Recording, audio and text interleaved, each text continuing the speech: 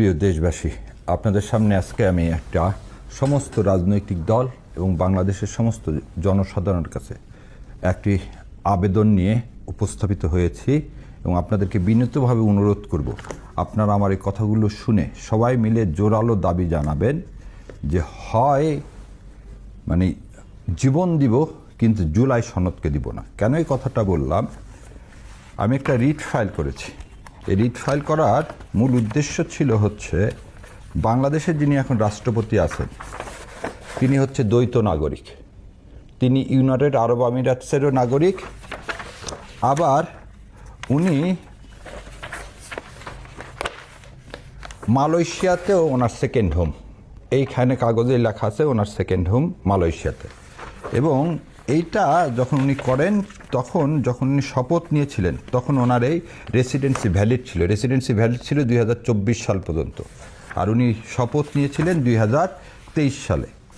So বাংলাদেশের একজন রাষ্ট্রপতি যে সাংবিধানিকভাবে অযোগ্য রাষ্ট্রপতি হিসাবে প্রতিদ্বন্দ্বিতা করার ইভেন তাকে রাষ্ট্রপতি করা হলো।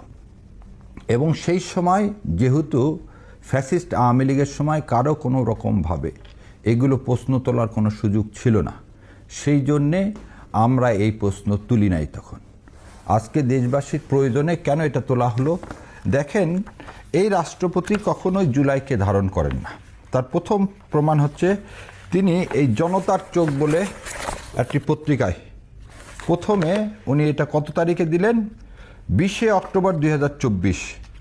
20 অক্টোবর 2024 সালে দিয়ে উনি এই সাক্ষাৎকারটা দিয়েছিলেন সেই সময় মতিউর রহমান চৌধুরীকে।